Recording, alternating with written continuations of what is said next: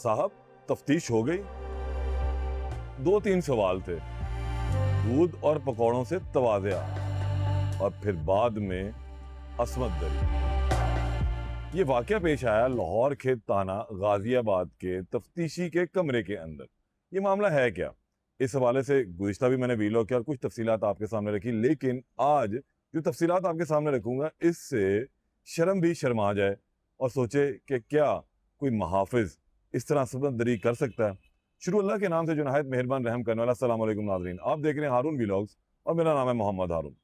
Social media के ऊपर एक तूफान बरपा है कि थाना गाजियाबाद के अंदर एक लड़की के साथ हाजिर सरबस एएसआई ने मुबैना तौर पर ज्यादती की। मुलजिम का नाम इमरान बताया जाता है और वो इस खातून को थाने लाया और लाने के बाद इसकी असमत दरी की और फिर इसे वापस घर भी छोड़कर आ गया।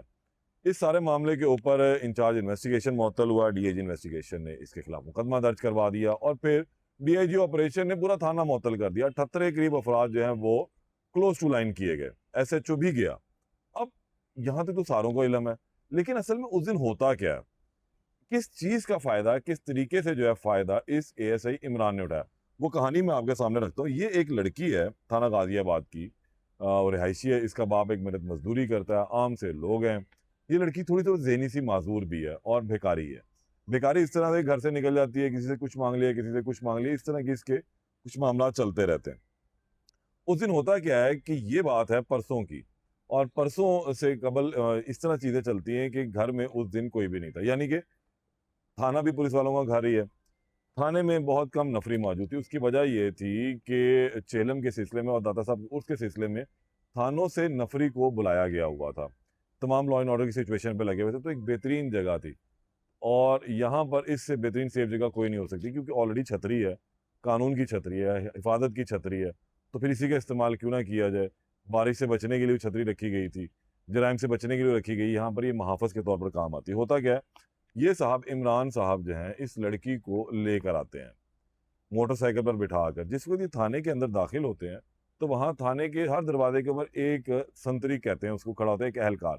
वो संतरी बादशाह पूछता है, साहब कौन है, किधर से लाए हैं? तो निक्का थानेदार एएसआई ये बताता है, यार तफ्तीश करनी है, दो तीन सवाल पूछने हैं तो तेरा लायक है।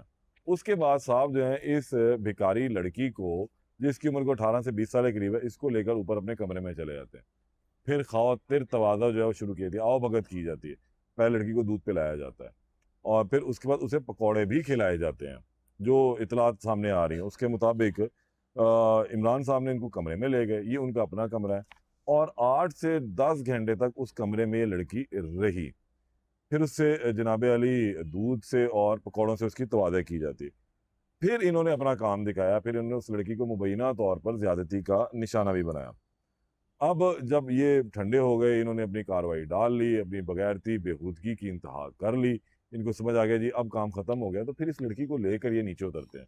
तो वापसी पर फिर संतरी बादशाह खड़े होते हैं, साहब तफ्तीश हो गई? तो फिर जवाब दिया जाता है, हाँ जी हो गई तफ्तीश, दो तीन सवाल पूछने थे, पूछ ले। साहब बड़ा टाइम नहीं लग गया? हाँ बस बता नहीं थी रही। ये जवाब देकर वो उसको मोटरसाइकिल पे बिठाता और फिर ले जाता है उसके घर। वहां जाकर उसको छोड़ दिया जाता है और कोशिश ये की जाती है कि मामला जो है दब जाए। अब लेकिन संतरी बादशाह भी उसी सिस्टम का हिस्सा, उसके कान खड़े हो चुके हुए थे। उसे कुछ दाल में काला नजर आ रहा था, लेकिन ये नहीं था पता कि दाल ही पूरी काली है। अब जब ये वाकया हुआ और फिर चीज निकलनी शुरू हुई, तो फिर पेटी भाई को बचाने का सिलसिला भी शुरू होता है। भाई को बचाने के लिए लड़की के घर वालों के ऊपर दबाव डालना शुरू किया जाता है कि अब किसी भी तरीके से मान जाए, तो वहां जाके पैसों की ऑफर करवाई जाती है। कहा जाता है कि जनाब आप मामले को दबा दें और ख़त्म कर दें, कुछ राइट लेफ्ट कहते हैं। इसी दौरान जो है वो कोशिश ये करते हैं कि मामला अब आगे ना निकले।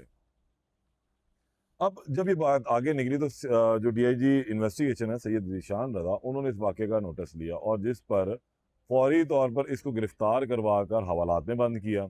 इंचार्ज इन्वेस्टिगेशन को भी जो है मुअत्तल कर दिया। लेकिन चीज़ यहाँ पर ख़त्म नहीं हो रही थी। एक थाने के अंदर 8 घंटे तक एक लड़की रही, उसकी असमत दरी की गई, उसको मुबैना तौर पर उसके साथ ज्यादती की गई, उसको अपनी हवस का निशाना बनाया गया, और बनाया भी किसी ने, उस कानून के महाफिज ने, जिसके लिए ये कहा जाता है कि इनको देखने के बाद आपका सीना चौड़ा हो जाना चाहिए, सर उठाकर चलना चाहिए कि आप महफूज हैं। लेकिन ये वही दरिंदा निकल आया एक वर्दी के अंदर एक ऐसा भेड़िया जिसने लड़की को उठाया, ला के उसको उसी कानून के मुहाफ़िज़ ने उसी कानून की छतरी के नीचे ही अपनी हवस का निशाना बना डाला। डीआईजी ऑपरेशन ने जो है तमाम का तमाम अमला और तमाम थाना जो है वो भी मुअत्तल कर दिया।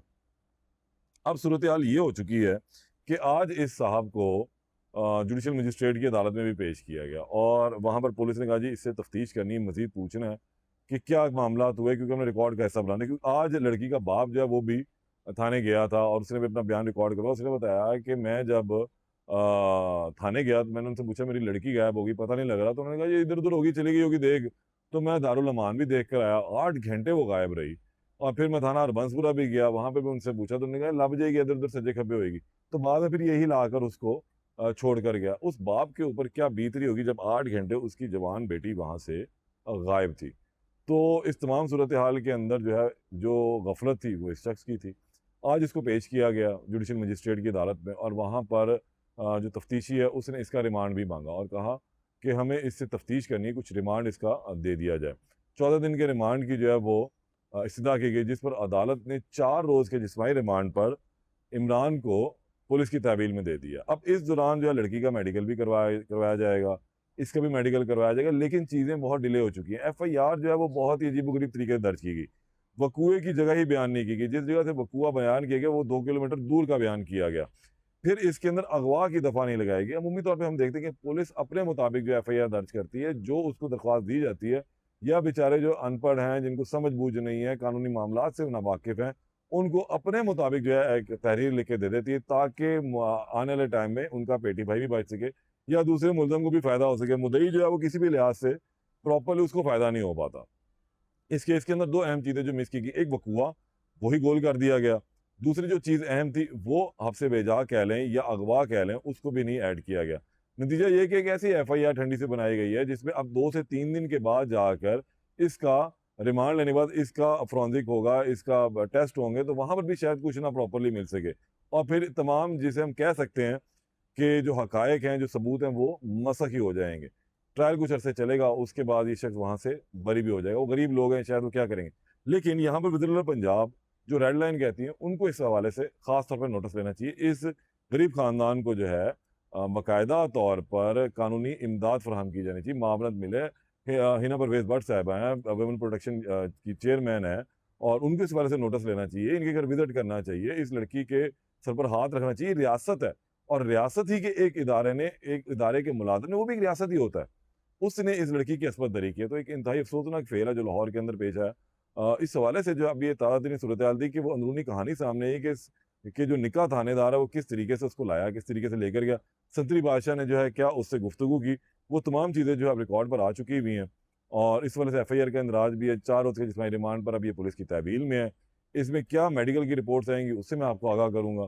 क्या तफ्तीश हुई, क्या इसे भी अपना बयान रिकॉर्ड करवाया, उससे भी आपको आगाह करूँगा। वीडियो को लाइक भी कीजिएगा, शेयर भी कीजिएगा और अपनी राय का इज़हार भी कीजिएगा। अल्लाह निगहबान।